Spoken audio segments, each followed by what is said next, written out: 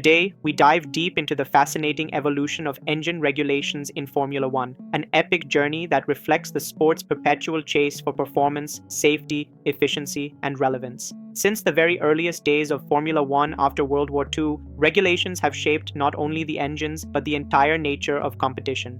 Right after F1's creation in 1947, cars could run gigantic 4.5-liter naturally aspirated engines or smaller but technically daring 1.5-liter supercharged units. Back then, experimentation was wild, reliability was as much a challenge as speed, and many engines were derived straight from wartime or pre-war technology. These raw machines made racing dangerous and exhilarating, an age of pioneers and inventors where nearly anything was possible within simple displacement limits. By the early 1960s, safety and cost control became growing concerns. In 1961, engine capacity was slashed to between 1.3 and 1.5 liters, with superchargers banned in an effort to slow cars down and enhance wheel-to-wheel racing. Yet, innovation was still relentless. Engines in 1961 produced around 190 horsepower at nearly 10,000 RPM, but just 4 years later, teams managed to squeeze out almost 225 horsepower, reminding us that even strict limits don't halt progress. They just guide it along new paths. The early 60s also saw major safety reforms. Mandatory roll bars, helmet standards, seatbelt anchorage, and fire protection for fuel tanks marked a new era of responsibility in the sport. In 1966, the regulations changed dramatically and set the stage for 2 decades of technical fireworks. Engine displacement was doubled to 3 liters for naturally aspirated units, or 1.5 liters for forced induction. Engineers raced to take advantage. The now legendary Cosworth DFV V8 engine, launched in 1967, not only powered many Formula One champions, but also made top-level performance affordable for privateer teams, democratizing the grid. By the late 1970s, though, a storm was brewing as Renault entered F1 with a 1.5-liter turbocharged engine. Within a few years, the turbo era had fully arrived, with BMW, Ferrari, and Honda engines regularly surpassing 1,000 horsepower in qualifying trim, sometimes even reaching figures near 1,500. These cars were monstrous, faster than ever, but also hugely challenging to drive and maintain. Reliability suffered, costs skyrocketed, and the sports governors realized this arms race might spiral out of control. To tame these beasts, the FIA began introducing more and more restrictions. Boost pressure was capped. Fuel tank sizes were reduced from as high as 250 liters in the early turbo days to just 195 liters by 1986. By 1988, turbos were running at only 2.5 bar of boost, and their final appearance was, fittingly, a spectacular swan song before being banned 1989.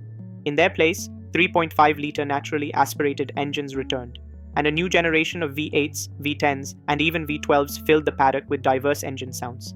The 90s were a dazzling blend of power and reliability. Williams, McLaren, Ferrari, and Benetton all used different engine philosophies, leading to intoxicatingly close racing and fan-favorite rivalries. But as technology advanced, so did expense. Teams began pouring resources into exotic materials and ever higher rev limits, with some engines spinning up to an astonishing 20,000 RPM by the early 2000s. To rein this in, rev limiters were introduced, first at 19,000 RPM in 2007, then 18,000 in 2009. Engine homologation also froze development for periods to cut costs, and the number of power unit components allowed each year steadily declined. Along the way, further adjustments were made. From 2006, only V8 engines of 2.4 liters were allowed. By 2008, traction control and launch control had been banned, and by 2009, KERS, the Kinetic Energy Recovery System, made its debut, harvesting braking energy to give drivers a brief horsepower boost for overtaking. Perhaps the biggest upheaval yet came in 2014. Formula One boldly embraced hybrid technology, shrinking engines to 1.6-liter V6 turbos and integrating sophisticated battery and electric motor systems, known as the power unit. Where once there was only noise and raw combustion, now engineers had to master harvesting and deploying energy with near-military precision. With fuel flow strictly limited to 100 kilograms per hour and just 110 kilograms of fuel permitted for a race, efficiency became paramount. The ERS, Energy Recovery System, combined 2 forms of hybrid power, the MGUK, recovering kinetic energy from braking, and the MGUH, capturing waste heat from the turbo. These systems allowed drivers to access up to 160 extra horsepower at the push of a button. The era redefined not just F1, but what was possible for road-going cars too, as hybrid innovation filtered into everyday vehicles. Yet these advanced engines were arguably too complex and expensive, shutting out all but the largest manufacturers. Amidst all this, the sporting regulations kept evolving for reliability and fairness. Just 3 power units per season became the norm, with penalties for exceeding the allocation. Energy deployment rules were tweaked, fuel flow meters enforced strict limits, and software rules became a battleground as teams tried to maximize performance within tightly drawn boundaries. The introduction and refinement of cost caps in recent years reflect not just a desire for competition, but survival for the grid's minnows. a constant balancing act between spectacle and sustainability. Looking ahead, the 2026 engine regulations promise another seismic shift, again in pursuit of relevance, electrification, and sustainability while keeping speeds high. The internal combustion V6 remains, but the notoriously complex and expensive MGU-H will be abandoned, replaced by enhanced reliance on the MGU-K, which will supply up to 350 kilowatts, about 470 horsepower, of electric power, nearly matching the engine's combustion output alone. The newest, most exciting change, though, is in fuels. F1 will run 100% sustainable, non-fossil fuel. The hope is to demonstrate technology that can help solve real-world climate challenges by producing net zero carbon at the tailpipe, sourced from waste biomass, synthetics, or atmospheric extraction. To further prioritize efficiency, the fuel limit per race will drop to just 70 kilos, a dramatic reduction that makes every drop count. Active aerodynamics and more electric power will add tactical variety for drivers and new spectacle for fans. In practice, whenever a car closes within 1 second of arrival, the system will allow an extra burst of electrical power, replacing some of the controversial DRS effect and hopefully encouraging more overtakes and thrilling wheel-to-wheel action.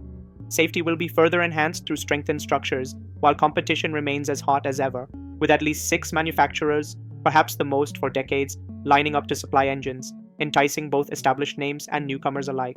All this shows that engine regulations are Formula One's secret engine for change. Sometimes a lever for equality, sometimes a tinderbox for controversy, but always steering the sport toward the future. The results? Stunning machines, legendary rivalries, and, crucially, technology that shapes all of motoring, not just racing. From burning castor oil at 1,000 revolutions per minute to sipping e-fuels alongside electric boost at over 200 miles per hour, each generation of engine tells the story of its age. Formula One's engines have always been about more than just speed. They embody the relentless pursuit of progress, the willingness to adapt and innovate, and the constant tension between raw competition and broader responsibility. As the next era beckons, the only certainty is that the engines will keep evolving and writing the next chapter in motorsport's most thrilling saga. So, as F1 thunders forward, listen to the roar of history, of challenge, and of tomorrow every time the lights go out.